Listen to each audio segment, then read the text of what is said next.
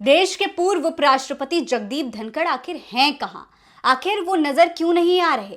क्यों बाहर निकलकर कोई बयान नहीं दे रहे? किसी मुद्दे पर कुछ बोल क्यों नहीं रहे हैं? और अचानक इस्तीफे के पीछे की वजह क्या थी? ये तमाम सवाल एक बार फिर देश में उठने लगे हैं और ये सवाल उठाने वाला दोस्तों कोई और नहीं बल्कि नेता प्रतिपक्ष राहुल गांधी हैं। जी हां, राहुल गांधी ने एक बार फिर से जगदीप धनखड़ का जिक्र करते हुए तमाम सवाल उठा दिए हैं, जिसका जवाब न तो सरकार के पास है और ना ही किसी और के पास। दोस्तों, जगदीप धनखड़ ने जब से इस्तीफा दिया है तब से वो एक बार भी मीडिया के सामने नहीं आए। देश के तमाम बड़े मुद्दों पर उनका कोई बयान नहीं आया। वो जगदीप धनखड़ जो हर मुद्दे पर बयान देते थे, चाहे सुप्रीम कोर्ट की बात हो, चाहे देश की सरकार की बात हो, चाहे विपक्ष की बात हो, जगदीप धनखड़ बयानबाजियों में कभी पीछे नहीं रहे। मतलब हर बात पर उनका बयान आता जरूर था। अब बीते कई दिनों से जब से उन्होंने इस्तीफा दिया है, आपको बता दूं कि 21 जुलाई को उन्होंने इस्तीफा दिया था। 21 जुलाई 2025, अभी पिछले महीने, करीब एक महीना भी नहीं हुआ, 2-3 दिन बचे हुए हैं। तो उस एक महीने में जगदीप धनखड़ एक बार भी किसी को नजर नहीं आए। नजर आना तो दूर, उनका कोई बयान तक नहीं आया, उनका एक मीडिया के सामने बाइट तक नहीं आई। ऐसे में सवाल उठ रहा है कि आखिर जगदीप धनखड़ हैं कहां? उनके साथ क्या हुआ? वो कहां गायब हो गए? और क्या इन सब के पीछे, उनके अचानक गायब होने के पीछे उनके इस्तीफे का कारण वजह है? दोस्तों, राहुल गांधी ने क्या सवाल उठाया है, सबसे पहले मैं आपको वो बताती हूँ। देखिए, राहुल गांधी ने पूछा ये कि आखिर भारत के जो उपराष्ट्रपति हैं जगदीप धनखड़, वो छुप कहाँ गए हैं?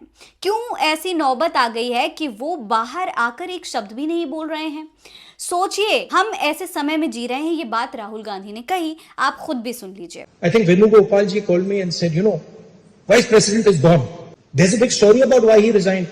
Some of you might know it, some of you might not know it, but there's a story behind it. And then there's a story about why he's in hiding. Why the Vice President of India, is in a situation where he cannot say a word, one word, and has to hide. Everybody knows it.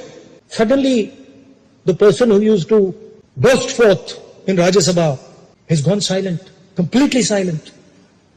So this is the times we are living in. असल में दोस्तों, India गठबंधन ने अपने vice president candidate का नाम जो है वो नॉमिनेट कर दिया है। बी सुदर्शन रेड्डी को इंडिया गठबंधन ने अपना कैंडिडेट बनाया है। सबकी सहमति के साथ बी सुदर्शन रेड्डी जो है कैंडिडेट बनाए गए हैं और इसी को लेकर ये पूरी बैठक चल रही थी, ये पूरी मीटिंग चल रही थी। इसी दौरान राहुल गांधी ने दोस्तों ये बयान दिया। राहुल गांधी का ये जो बयान है ये कई सवाल भी खड़े कर रहा है।